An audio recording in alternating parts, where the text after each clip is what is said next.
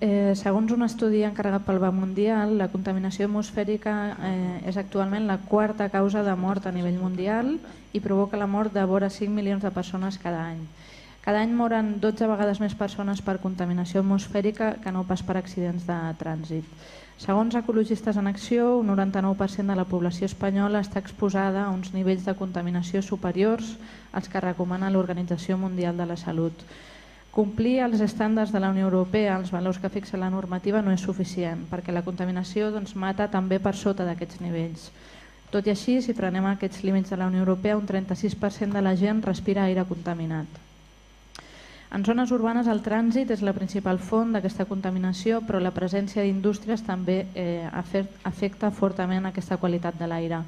A Vilanova, tot i que la Generalitat afirma que en general la qualitat de l'aire és bona, tenint en compte els límits legals, sobrepassem contínuament els límits que recomana l'Organització Mundial de la Salut. No només tenim molt de trànsit, sinó que tenim indústries que dia sí dia també emeten a l'aire substàncies cancerígenes.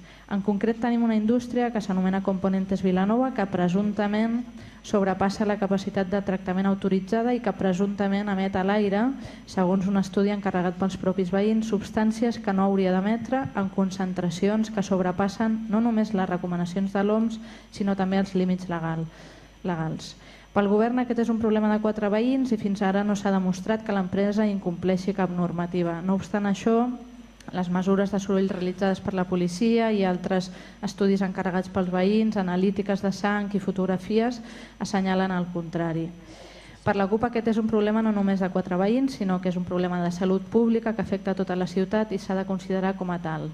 L'Ajuntament no pot eludir la responsabilitat que té de vetllar per la salut pública i al·legar que el control de la qualitat de l'aire no és competència seva. I això era per emmarcar la pregunta. En relació a la contaminació atmosfèrica en general, té intenció aquest govern d'entomar la qüestió com un problema de salut pública i emprendre accions al voltant d'aquest tema, radicals, diguéssim, anant a l'arrel del problema, o pensa seguir mirant cap a un altre costat? I en relació a la qüestió concreta de Componentes, més enllà de crear comissions de seguiment... Està fent 2 preguntes. On, per cert, sí, una general i una concreta. Més enllà de crear comissions de seguiment, que contesti la que vulgui, on, per cert, la participació de veïns i oposició no està permesa, té intenció d'encarregar un estudi d'emissions que permeti saber quins contaminants emet la indústria o seguirà passant la pilota a la Generalitat? Tots sabem que són preguntes de 2 hores, no són una altra cosa, això. Digui'm, senyor Llobet. Gràcies, alcaldessa. Bona nit. Jo, com a qüestió prèvia, els demanaria que el proper cop que facin les preguntes al ple puguin concretar, perquè arribem al ple i no tenim una bola màgica per saber què ens preguntaran concretament. Vostès aquí fan una declaració, a l'acte consta sobre la contaminació a Vilanova i la Geltrú.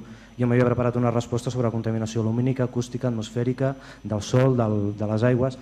Com potser convindrà amb mi, crec que el ple necessita una qualitat del debat prou suficient i tots som prou grandets per fer les preguntes. Si entrem en aquest joc, jo li respondré ara que no tinc les dades per respondre a la qüestió concreta.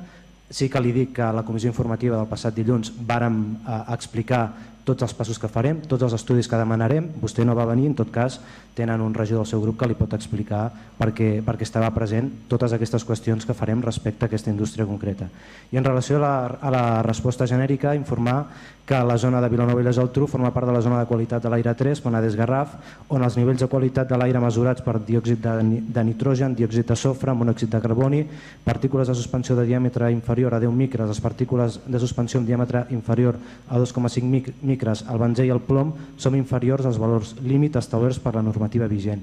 I els nivells mesurats arsènic, cadmi, níquel, benzopirè no s'han superat els valors objectius establerts a la legislació. Gràcies.